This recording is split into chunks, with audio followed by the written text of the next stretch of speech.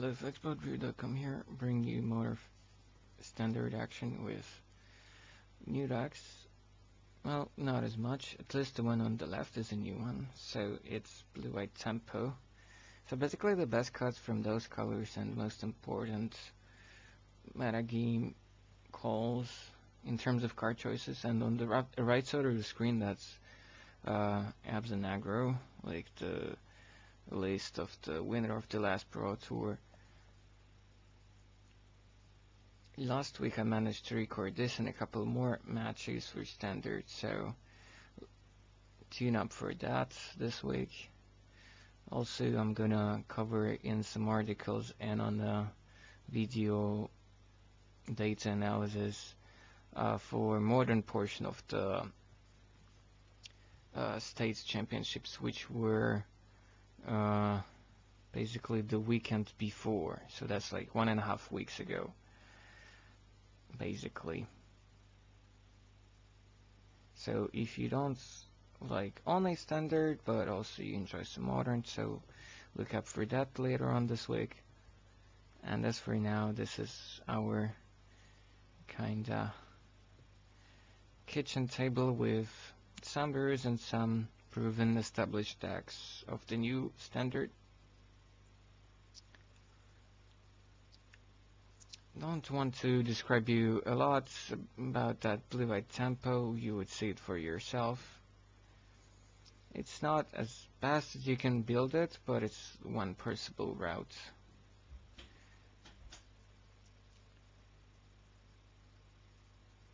I think I'm on the play here with Abzan on the right. It's a very solid deck, but it's kind of hard for it. Oh no, Blue-White was on the play. It's kind of hard to go through grinding matchups. You just need to hope your big brick's gonna do stuff. So he had just a stream and an islet in turn 2. He is quite a bit of a instant speed kind of deck. Meanwhile, I started with Shambling Dance and then Hanger back on turn 2. I think he countered it with a Clash of Wheels or something like this.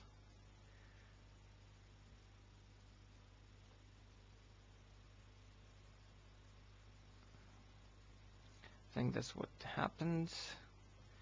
On the fence on turn 3 off a forest is my land number 3.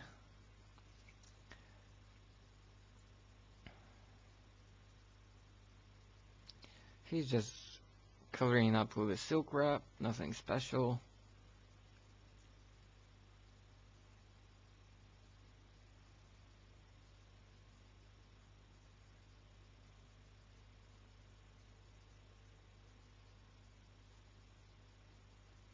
I think I missed my lander before, so it's just a hanger back on 1 again.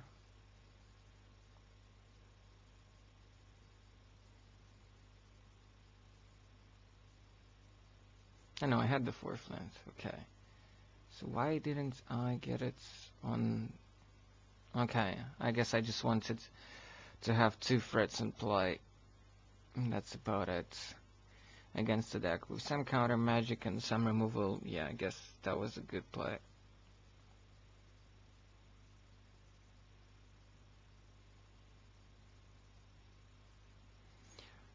Another silk wrap taking out the hanger back.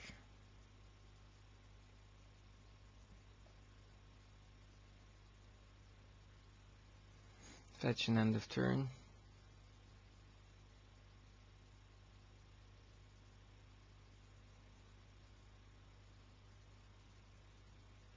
I think I should have grabbed Sunken Hollow here off that Flooded Strand. But I think I just ended up taking Canopy Vista, I don't know why. This way I would have access to 2 black mana and some way to activate Vents if I wished so. It's hard to say what's better. On the other hand, this way I get 2 green sources as well, so that's also kind of relevant here.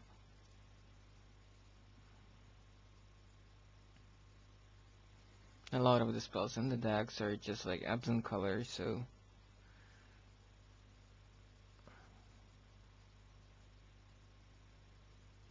luckily there is no real double black in the deck. So perhaps getting this to here was alright.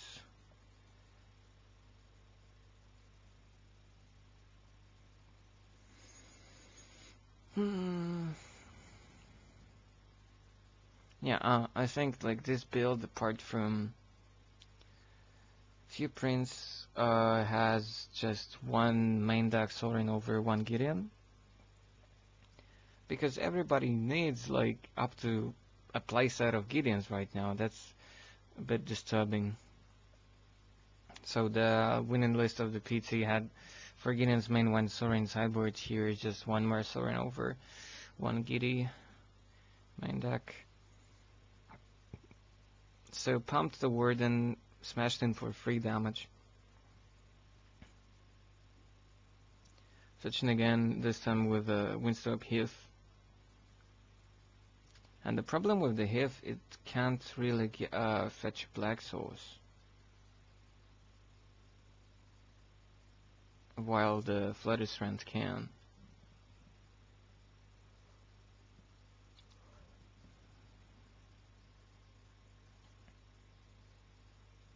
But I think I drew that fetch. Anyways.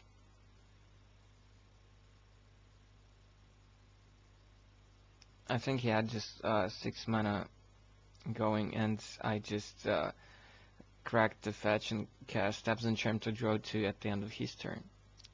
So it seems like he's low on action or even answers if that Warden connected and then didn't die on his turn.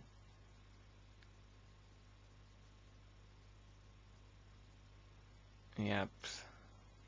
That was Flooded Strand. It's like you need gazillion amount of like fetches and tools like for every deck, and you need like Flooded Strand and Abzan. That's a bit ridiculous sometimes. You probably can understand that in Modern, where you have like shocklands of all colors. But this is standard for you right now.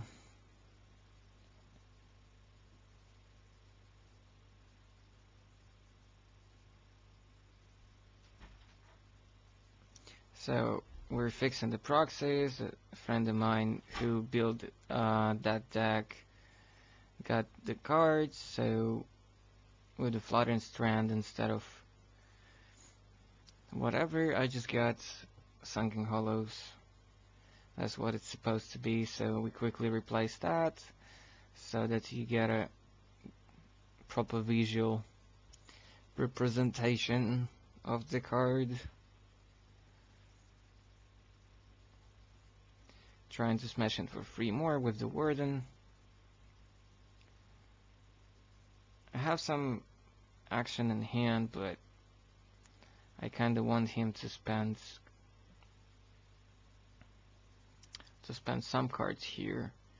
And if he just keeps on doing nothing to that Warden, I can just upgrade it to level 3, and then it's a huge threat, which basically would have killed him in 2 turns or something.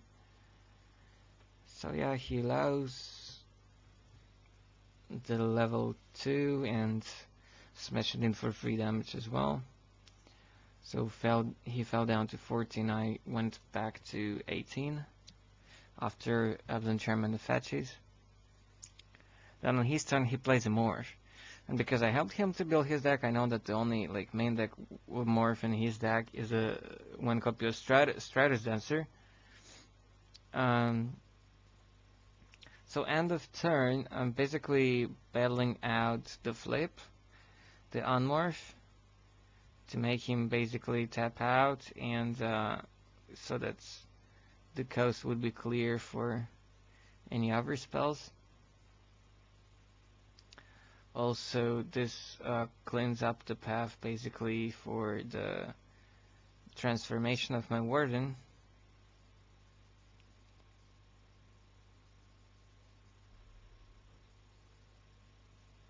So ask him like to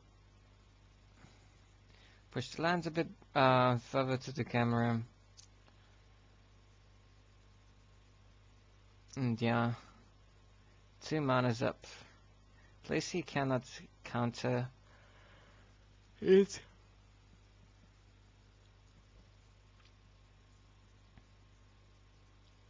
At this point, because we were quickly like shaping up his deck, I wasn't sure whether we did end up putting any Valorous stance into his deck. I think we did, so that's what I have to fear here. He cannot flash back in Harbinger of the Tides because that will cost 4.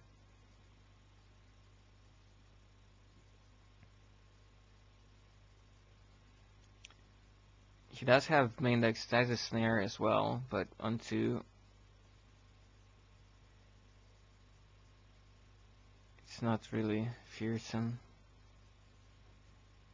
I don't know why I decided not to just like Optic Warden and cast Sorin instead. What I was afraid of. Crusher Wills doesn't do it here. Yeah, it's only about Veil Resistance, I think. That could have done something crazy here.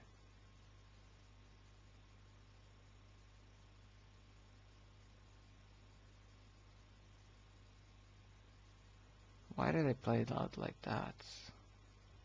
Huh. So I attacked with the 4/3 Warden.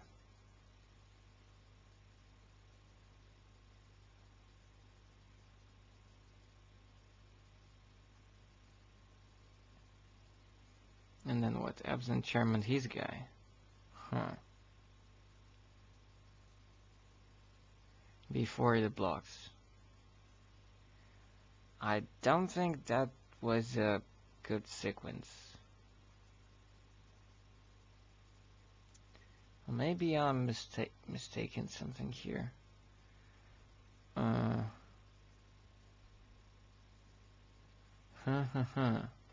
Maybe he had one more mana up.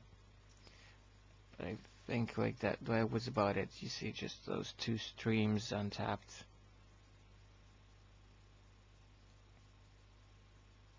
So Absent Charmed resolved. Then attack from the Warden.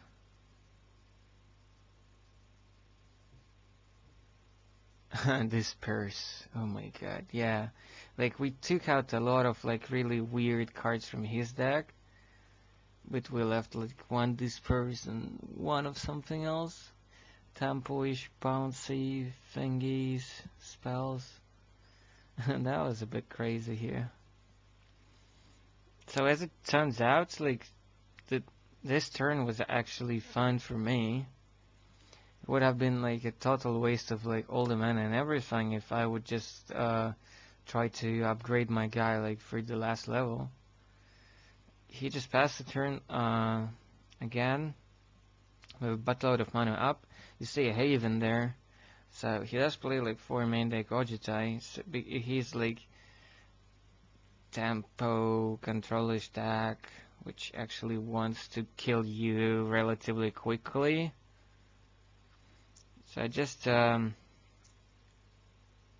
made a vampire token from Soaring and replayed the Warden.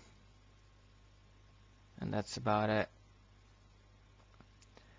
You see Lightning Berserker next to us because we have a couple of other like test matches here. I didn't get to record them, but I did get to record 2 more matches in addition to this one. So that's about it.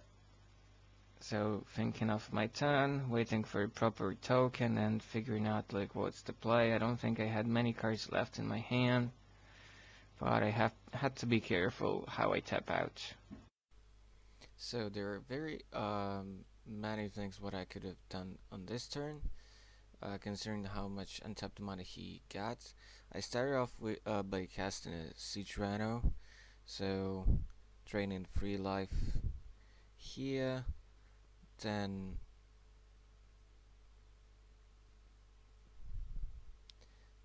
I think I plus Sorin or something. Yeah. And tried to go to combat. I think he had something like Valorous stance for my Rhino there. I think oh wait, hold on.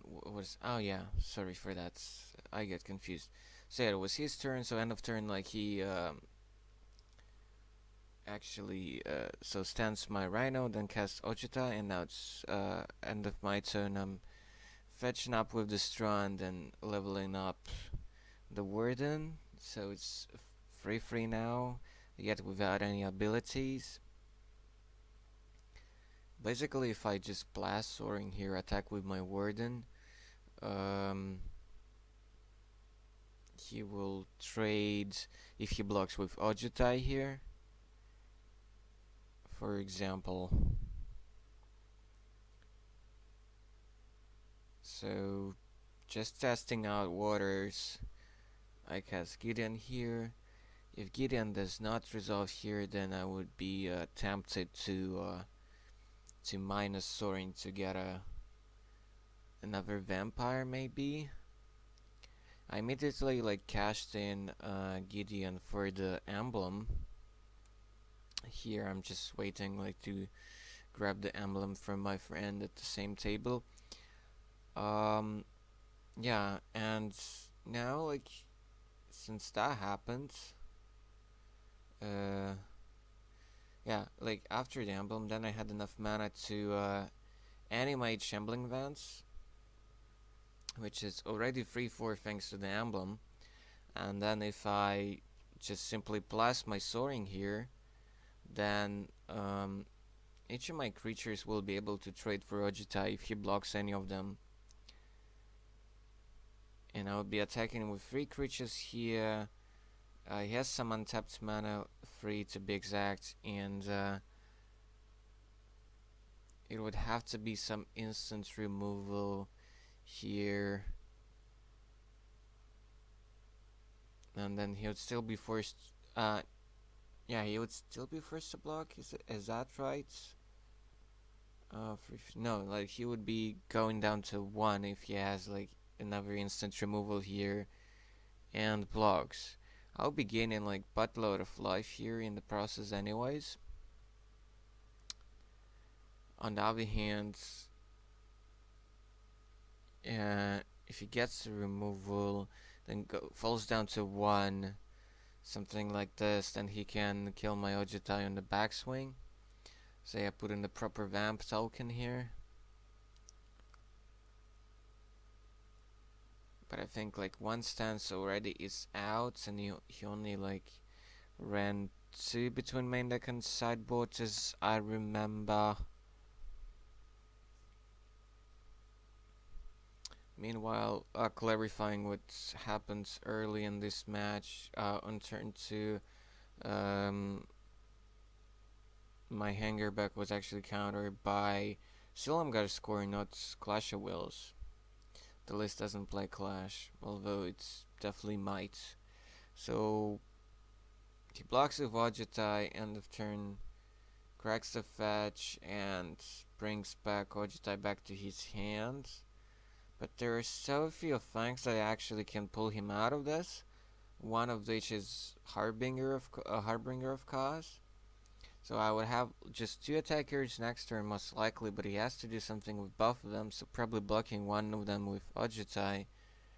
And really hoping to top deck a Harbinger of Tides, but he will have to cast it during his turn, and he would also need to have a land in hand or something like this. So I don't know like what he was hoping for. I don't know, I think like what he told me there during the match when it actually happened was that any 2 mana card does it for him. So Silk Wrap, well, Stance wouldn't exactly do it unless I plus my Soaring.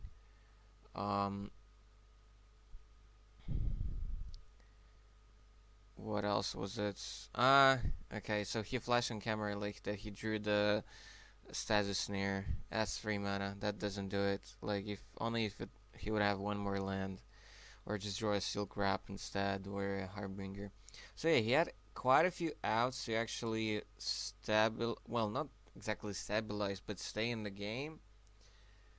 But I think I had like a lot of top decks which would kinda wreck him. Top deck in Abzan Charm wouldn't spell a win here necessarily, but it will get me like 2 extra cards, and with this many lands and so on.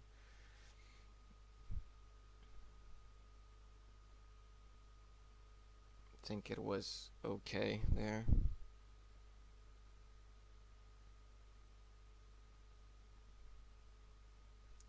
Actually, in this kind of case, it's pretty easy to trick the opponent a little bit. It's just enough to draw the card, immediately represent a lot of joy in your face, and or just like pump the fist in the air, like, and say like, "Yay, hooray, got there!" And then like play Ojutai and quickly pass the turn with 2 mana up, or something like this. But then what it could be? No, like, he would only be able to mask it if he had an instant there. But most of his outs were sorcery speed. Oh no, like, well, okay, if he had 3 mana untapped after Ojutai and he drew a blank, he could represent Stasis Snare and mask it under a lot of like facial expressions, like a lot of joy and this kind of happy behavior. This might force me to not attack with Fence plus the Vamp token. On the other hand, I think I still would have done it, because he would actually trade with both my guys no matter what. Because if I plus Soaring, then yeah, like, my Soaring is safe. No, like, so the more I think about it, he wouldn't be able to Jedi Mind Trick me here anyways.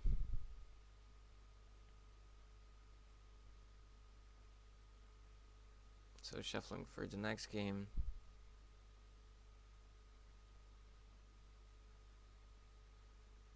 The Abzan list is kind of stock one. I saw like buttload on Moto. So 2 out of 3 decks in Moto in the past few days were just Abzans, which is a bit awkward.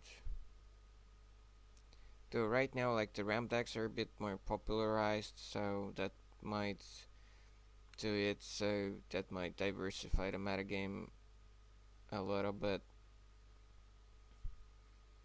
So far among different Eldrazi ramp decks I've seen, my favorite one is probably green-white with a lot of Silk Wraps and Snares and Quarantine Field, that sort of jazz. So with a lot of like good removals and still the same major strategy and package of ramp and big Eldrazi's and Ugins. So he just fetched for a stream turn 1.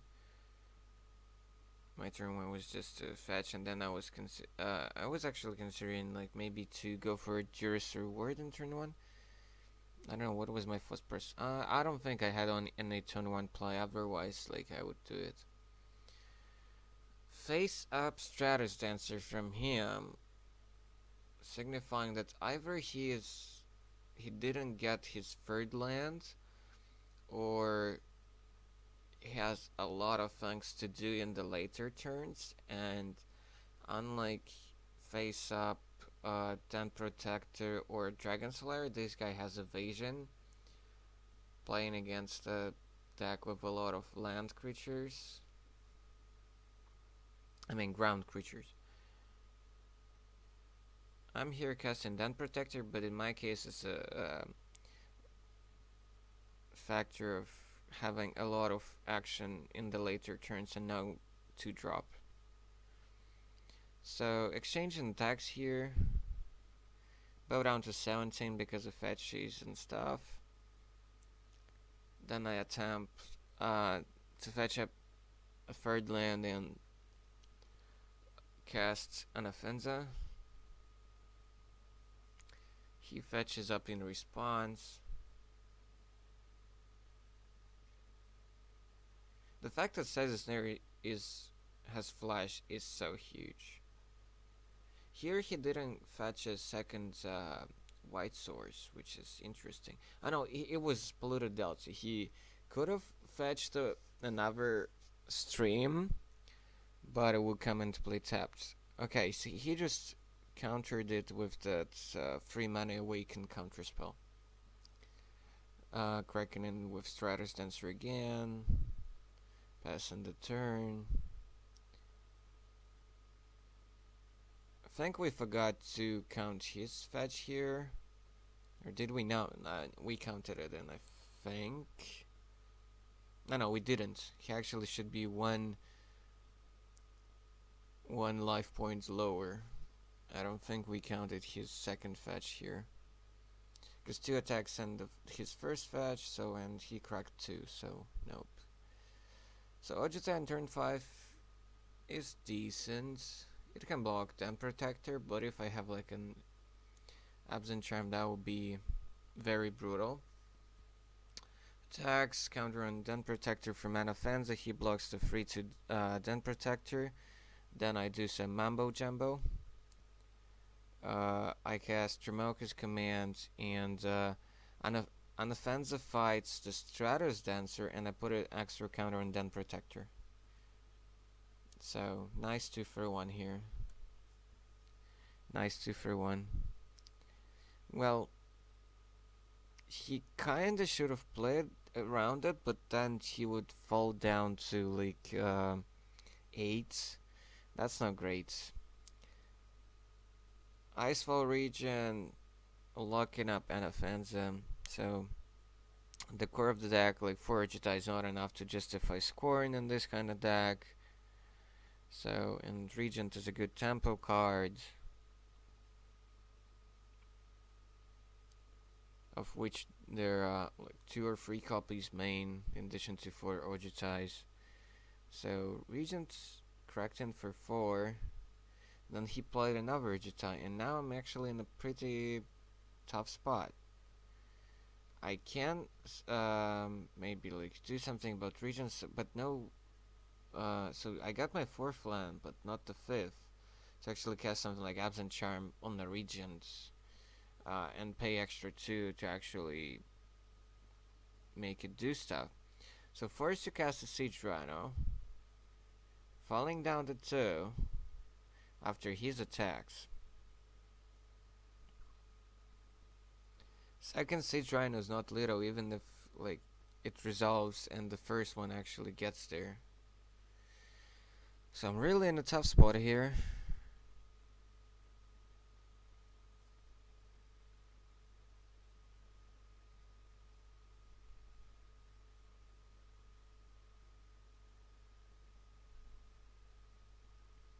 He just casts a Seeker of the Way to be on the safer side.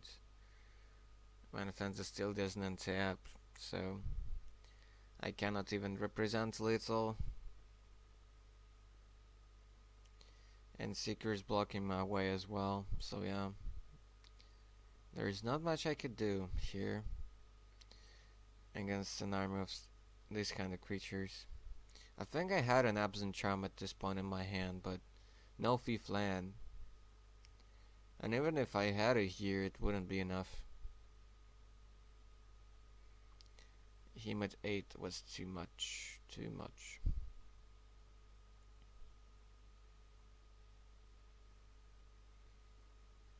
Let's say he would be something like at 4, and no spell in hand, an Absent Charm, and then triple for little 4, but this way around, nothing I could do here.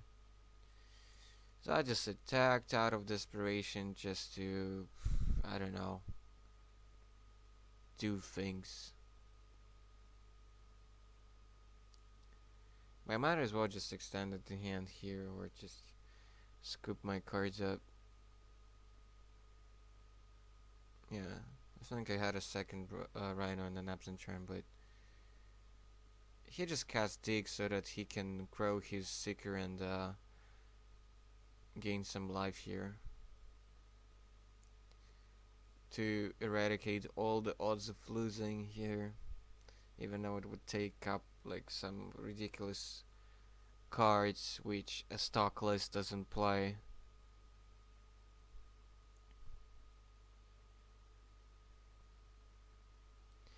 I actually like this kind of situations actually make me think of running maybe one become immense in Abzan Aggro. Because you have den protectors which are hard to block, you have rhinos with trample. So you could really actually kind of surprise your opponent out of nowhere and win games just like this. Just one off. Considering the fetches and some spells, like you you have a decent chance of actually stocking up your graveyard. Yeah.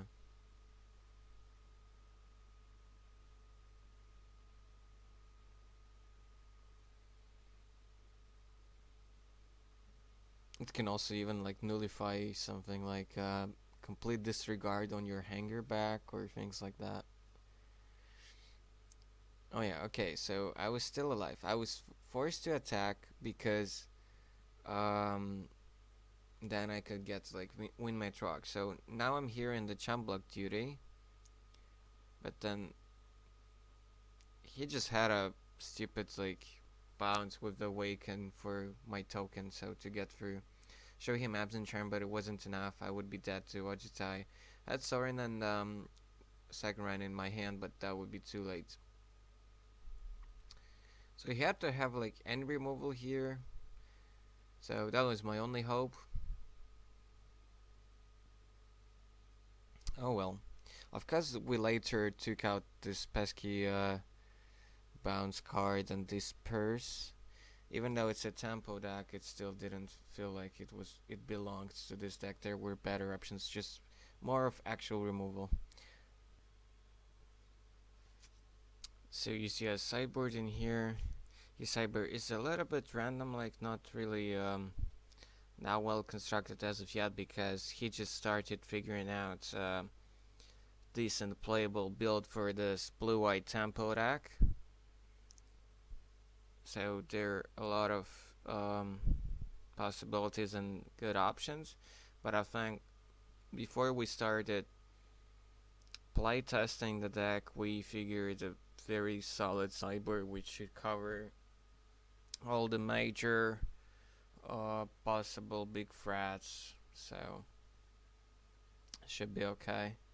Though one thing which we figured out only after all the matches, and that actually this friend of mine on the left um, fixed before our game day, um, because these matches were recorded before the game day last week. So I did convince him to put at least some of the planar outbursts, because the difference is very minimal if you don't have access to black and cards like Cracks of Fate, and he can definitely play around mass removal, just like in his Asper Dragon stack that he normally plays in standard. Uh, at least before rotation, now he's really bummed. Getting a playset of Jace is kind of hurts. So that's why he ended up with this weird looking blue-white tempo, which does work. And in that deck, Jace is actually not super amazing. There's only one Ojutai's command in this like tempo deck, though there's gotta be at least one more, I think. So creatures he normally brings with Ojutai's command are Harbinger of Tides, which is pretty nice one because you can sort of get a 3 for 1 with it. You flash it back in once they attack with something. You can draw a card as well, and you get a blocker for something else, or basically a threat, which keeps on dealing damage.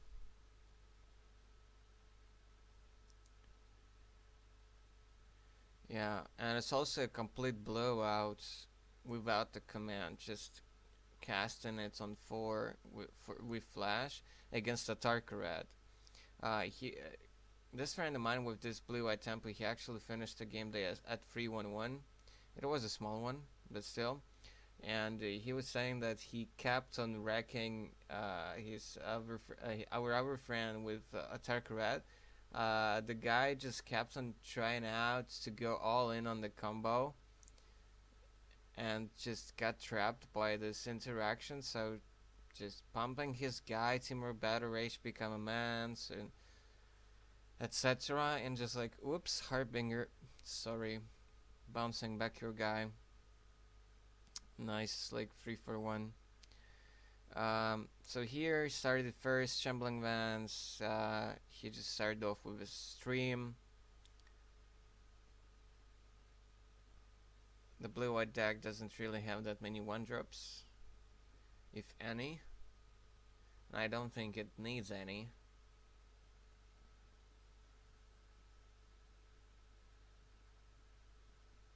So face up, then Protector, also telling that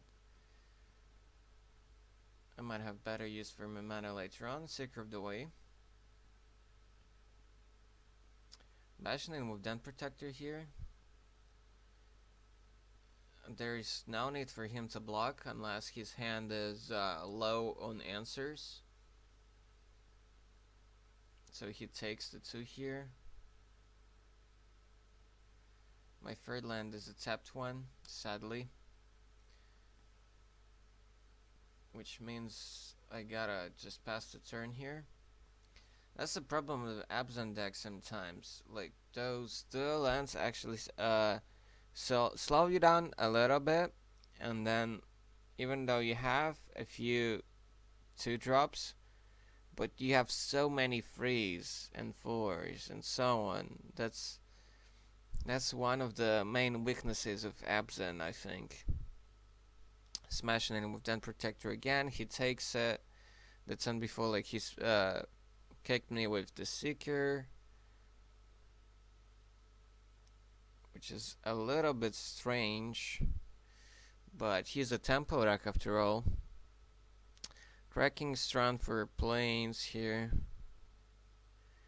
Trying to cast Siege Rhino here. Attempting to resolve it. It does resolve, so it drains for free. No Stasis Snare on it, end of turn. That's a good sign. Taps 2 after playing a 4th land. So he drew the Valor Stance. Pros on the Seeker and Lifelink, so he gets to balance out life totals here. Bashing in again with Den Protector.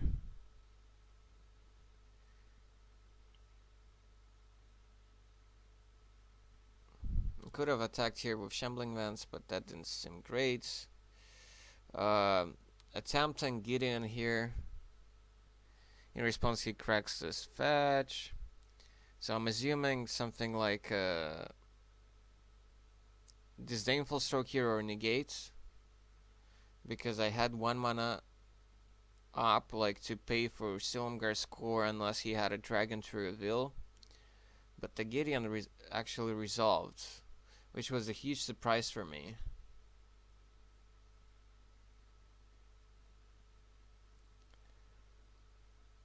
And that was a very huge surprise for me that it resolved. Haven of the Spirit Dragon. I don't think that the deck wants 2. I think with between Scorn and Stasis Snare, you don't really want 2 in your deck, but 1 is definitely okay. 1 is definitely okay.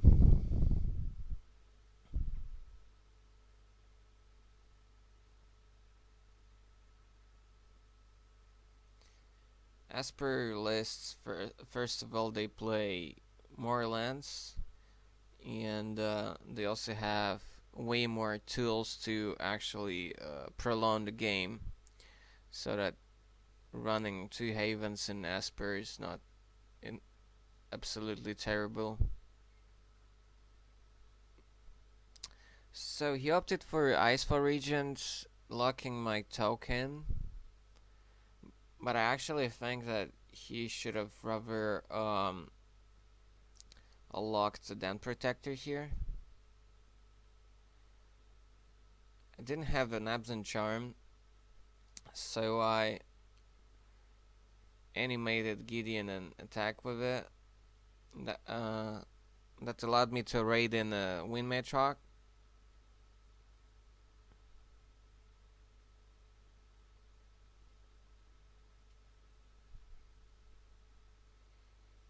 Not the best token, but I think I'm gonna get a decent one soon. From other friends at the table. Maybe not.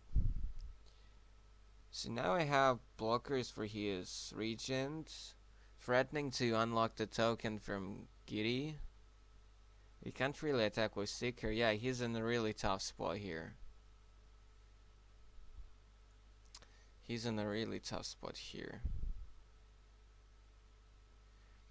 Actually, his tempo deck, instead of Outburst, another card to consider in this deck is also Tragic Arrogance, because it would be definitely much better here than Outburst, because he would keep his Regent, choose to keep his locked Gideon token, then kill the Gideon. It would be like awesome, really. It would be absolutely awesome.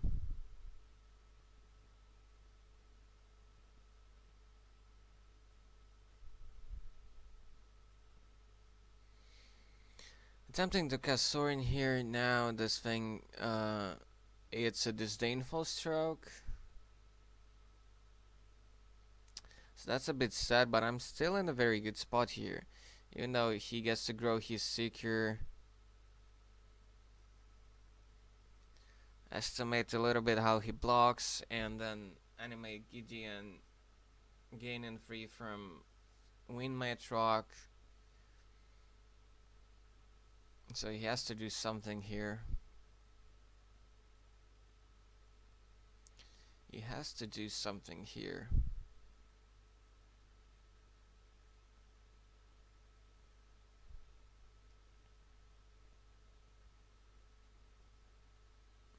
Otherwise he would be in a very tricky spot.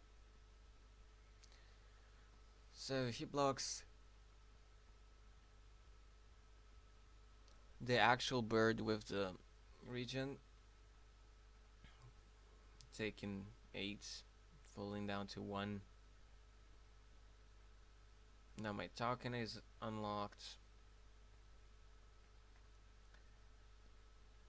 Fetching up.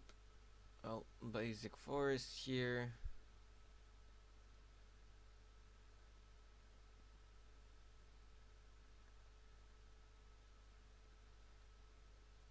Because I knew he had no master removal in his build, even after Cyber, I think my plan was just to play a Warden of the first 3 just to kind of cut it off from all possible odds and guarantee that at least something will get through next turn. But that's 4 threats here. Without something like an Outburst or Tragic Arrogance, it will be really hard to do something about it. Yeah, Warden doesn't land, it's a Scorn, Ojutai is revealed, so it's hard counter. They still needs to deal with 4 threats on the table. Now that's kinda hard. The problem with Master Removal here is that it still doesn't save him from Gideon. Something like Harbinger on my turn would be pretty useful. But sadly, nothing crazy for him to get out of this situation.